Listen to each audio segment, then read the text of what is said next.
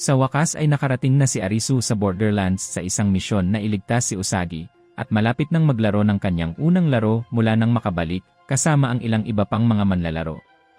Magaganap ang laro sa isang shrine. Isang boses sa intercom ang nag-announce ng pangalan ng laro, at kung paano ito laruin. Ang laro ay tinatawag na Sacred Fortunes. Ang laro ay nilalaro kung saan ang mga manlalaro ay dapat bumunot ng 10 fortune slip upang subukan ang kanilang swerte. Upang i-clear ang laro, ang mga manlalaro ay dapat na wastong bigyang kahulugan ang kahulugan ng kanilang mga slip at makaligtas sa proseso. Ngunit may mga patakaran. Ang mga manlalaro ay may 1 minuto bawat draw upang kumpletuhin ang bawat tanong, at ang bawat manlalaro ay maaari lamang bumunot ng 1 slip ng 1 beses. Sa madaling salita, walang redrawing para sa mas magandang resulta. May mga twist din, ang ilang mga slip ay maaaring mukhang otomatikong panalo o ligtas na mga resulta, habang ang iba ay naglalaman ng mga komplikadong problema sa matematika na dapat lutasin ng mga manlalaro. Kung ang isang manlalaro ay sumagot ng mali, ang isang parusa ay matrigger. Uulan ng mga fire arrow, at ang bilang ng mga arrow ay katumbas ng numerical na pagkakaiba sa pagitan ng kanilang maling sagot at ang tamang sagot. Halimbawa, kung ang tamang sagot ay 50 ngunit sinabi ng manlalaro na 45, 5 fire arrow ang mahuhulog mula sa langit, at ang mga manlalaro ay dapat magmadali at tumakbo para sa proteksyon upang makaligtas sa round. Ang laro ay mabilis na nagiging pagsisikap ng koponan. Sa buong laro, maraming tao ang namatay at ang ilan ay nasugatan pa. Si Arisu ay nagsimulang maalala ang mga lumang alaala ng kanyang nakaraang panahon sa Borderlands habang naglalaro. Nang dumating na ang ika-10 at huling round, turn na ni Arisu na bumunot ng slip. Sa kasamaang palad, hindi niya nasagot ng tama ang tanong sa matematika. Nagiging sanhi ito ng 100 milyong araw na magsimulang bumagsak mula sa langit. Matapos gamitin ang kanyang talino, nakahanap si Arisu ng paraan para makatakas sa arena ng laro. Siya at ang iba pang mga manlalaro ay nakahanap ng underground tunnel upang makatakas at ay clear ang laro. Ngayon, kailangan nilang maghintay para sa susunod na laro upang magsimula. Dinadala sila ng lagusan sa isang abandonadong mall. Nagpasya silang mag-camp doon sa ngayon at kilalanin ang isa't isa. Ang bawat tao ay tila na recruit sa katulad na paraan ni Banda dahil lahat sila ay may Joker card. Ang kanilang mga alaala ng dati nilang paglalaro sa Borderlands ay unti-unting muling bumangon. Gayunpaman, wala silang maraming oras upang iproseso ang lahat dahil magsisimula na ang susunod na laro. Ang susunod na laro ay dadalhin ang mga manlalaro sa isang research institute. Ang laro ay tinatawag na Zombie Hunt. Sa larong ito, ang bawat kalahok ay magsisimula sa 7 paglalaro ng mga baraha at dapat gamitin ang mga ito sa isang mga laban sa mga mesa na nakakalat sa buong pasilidad.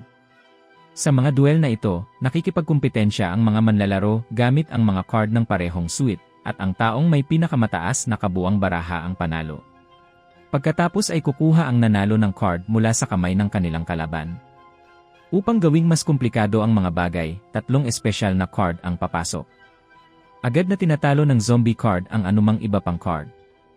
Ang natalong manlalaro ay nahawaan at nakakuha ng zombie card sa kanilang kamay. Ang shotgun card ay maaaring gamitin anumang oras, kahit na walang zombie card na naglaro, ngunit ito ay isang minsanang gamit na card na mawawala pagkatapos. Maaari itong magamit upang eliminate ang isang manlalaro na isang zombie, ngunit hindi pwedeng gamitin laban sa mga tao. Ang vaccine card ay nagbibigay ng hindi marahas na opsyon na nagkansela ng epekto ng zombie card. Gayunpaman, random itong binibigay at hindi ito magagamit sa sarili. Ang laro ay tatagal ng 20 rounds at alinmang panig mga tao o zombie, ang may pinakamaraming manlalaro sa huli ang mananalo. Ang grupo na may pinakamakaunting miyembro ay ma-eliminate.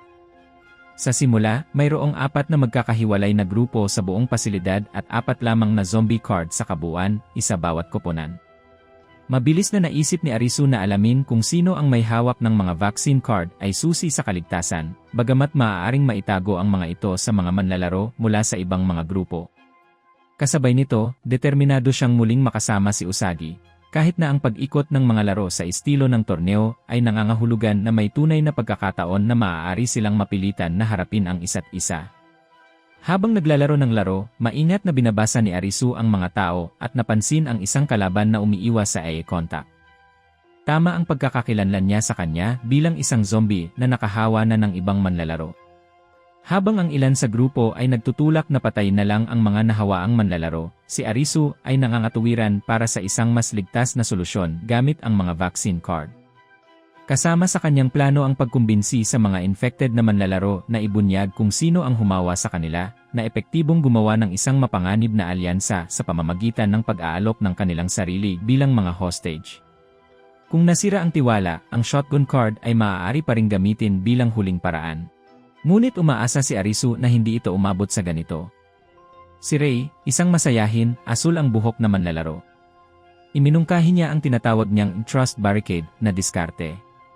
Sa pangkalahatan, ang diskarte ay upang takutin ang mga zombie na manatiling nakatago habang ang mga tao ay umaasa sa sapat na mga vaccine card upang ilipat ang balance.